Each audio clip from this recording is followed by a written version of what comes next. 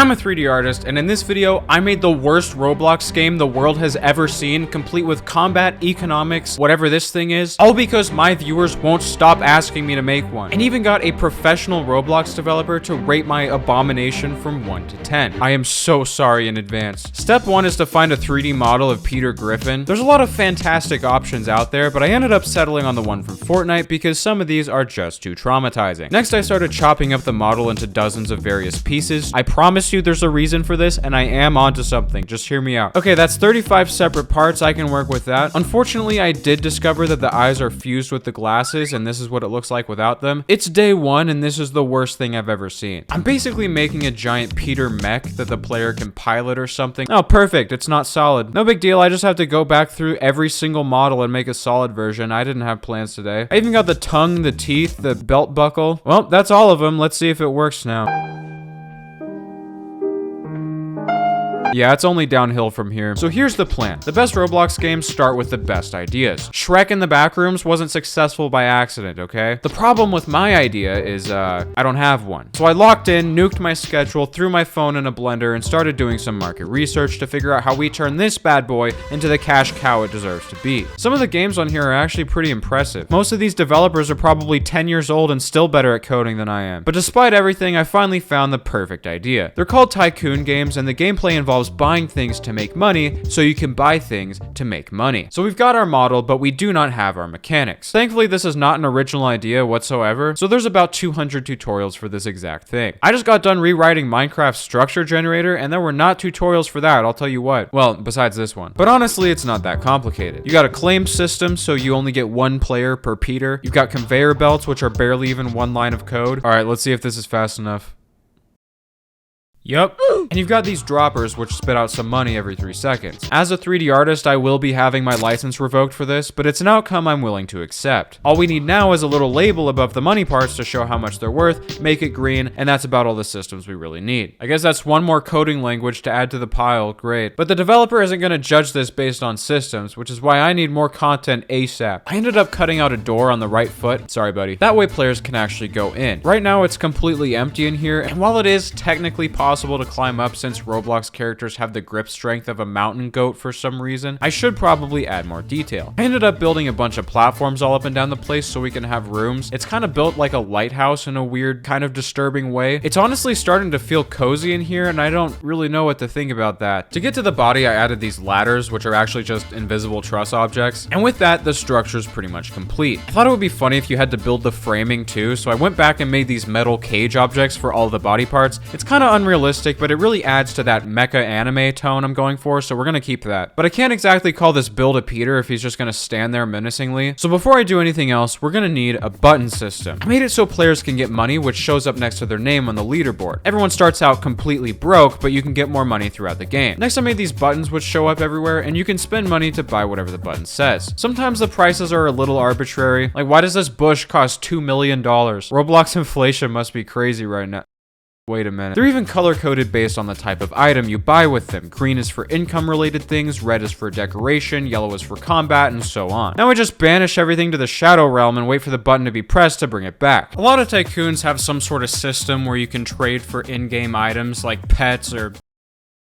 I don't know if that's a pet. Me personally, I only trade cardboard like a real adult. And I do it on TCG Player, the sponsor of today's video, and the #1 most trusted marketplace for trading card games in the world. I know I make fun of Pokemon a lot, but I know game when I see it. These character designs are what I live for. Charizard, the funny 3D dog, that's a human being. But no matter what game you're into, TCG Player connects thousands of local game stores from all over the world to get you the best possible deal. They've got every tool in the book for analyzing prices and tracking your collection. My Aerodactyl alt art has outperformed the market by like 200%. So whether you're building a deck or just filling out your collection, check out TCG Player using my link below. May 16th is their Absolute Mayhem sale where you can earn 10% store credit on every single purchase, including pre-orders, or 13% if you're a subscriber. That's enough of that. Let's get back to the video. The whole system is about 100 lines of code, but after writing Minecraft render code, I will never complain about anything ever again. One thing I wasn't prepared for was the sheer quantity of free models Roblox has available in the toolbox. I'm pretty sure they just let anybody post anything on here. Check it out, guys. It's Waluigi.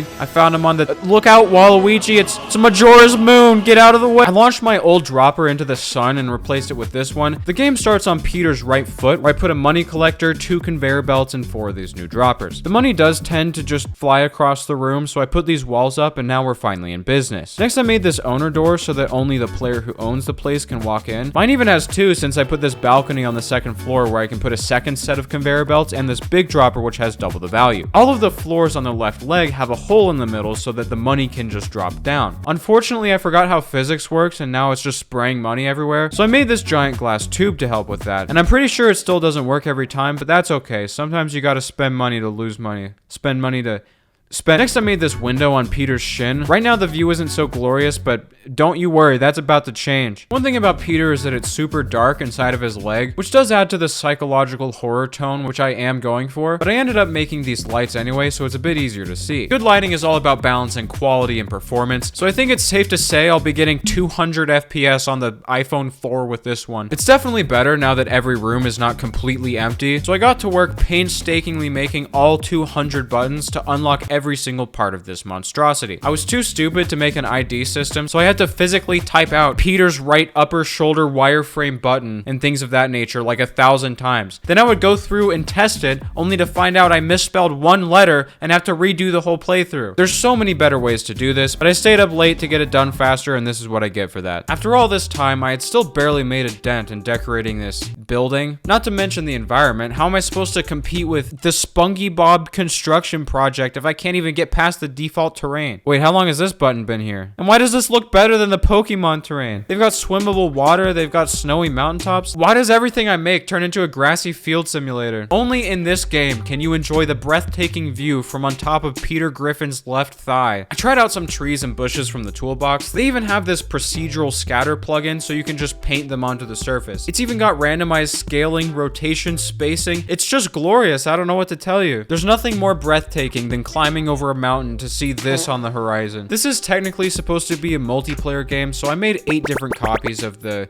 creature and carefully positioned them in a circle around the middle. Yes, some of them are covered in trees and dirt, so I sculpted the terrain flat so it wouldn't be a problem and drew paths from each foot to the center of the map. That way players know where to go. I even gave each tycoon their own color, which affects the exterior paint as well as all of the glowing parts on the inside. It really makes them feel unique, even though they're absolutely not. I'm not entirely sure if these models are optimized enough to have 8 of them, but there's only one way to find out. Currently, our gameplay consists of sitting around and waiting for the money to pile up, which is fine, I guess, but it's not going to impress the Roblox developer, so we're going to need something to break up the cycle. I sculpted this giant rock pile in the middle of the map and started blocking out a combat zone. Yes, this is also the spawn zone. Hopefully that's not an issue. I started coding up a custom wave battle system, nothing too complicated. It basically spawns a group of enemies at random points throughout the zone. You can pick how many there are, how often they spawn, and they also give players money when the wave is defeated. That way you can kind of work together to get it done faster. The first enemy I tried was this zombie I pulled out of the toolbox. It works pretty well. It has built-in pathfinding, ragdoll physics, and it also happens to break the sound barrier. Next, I added these capybaras. I don't know why someone made this, but I do know I need to thank them. This one's called the Despacito Spider. It doesn't even have animations. It just kind of floats around menacingly. Good enough for me. For the final boss, I just scaled up the spider and gave it like 1,000,000 health. Also, it can see you from 1,000 studs away, and unlike you, it does not get tired of searching. It was actually so big that it couldn't damage players because of the hitbox being 2 car lengths above the ground, so I added this new damage zone to it, and now it's grade A premium nightmare fuel. The only problem is players don't have any way to actually fight these things, so I started testing out different weapons players can buy. I'm using these item machines that you can interact with. I'm starting with this sword, which you can get for $2,000. It's the basic Roblox sword, nothing special about it. For the next weapon, we got the pistol, which locks the perspective to first person for some inexplicable reason. Next, we had the diamond sword. I don't really know why it's 300% too big, but I'm also not gonna fix it because, I mean, come on. Next up is the AR. This one's probably the first usable one, and because of that, it costs $16,000. And then I found the laser gun. Allow me to demonstrate what the laser gun does.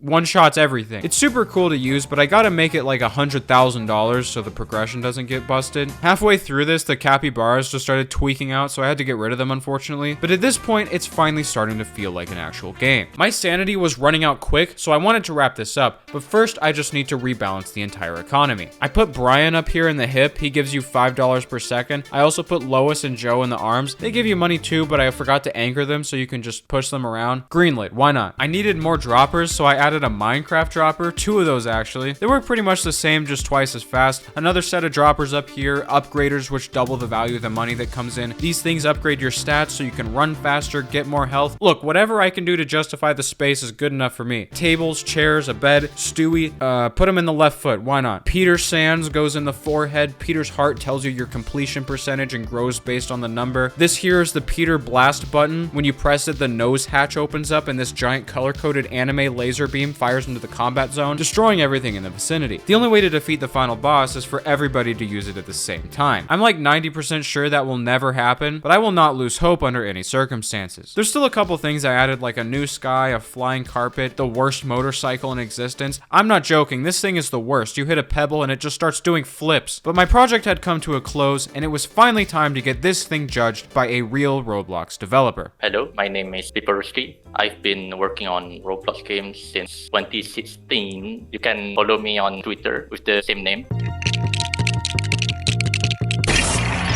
This is peak absolute cinema. Few things that I like about this game. I mean, I do like the environment. It looks nice. I actually like how you added the waves. It brings interesting gameplay into the tycoon rather than just you pressing the button. So another thing that I like is, of course, the giant anime blaster. Wait, are you still having connectivity issues? No.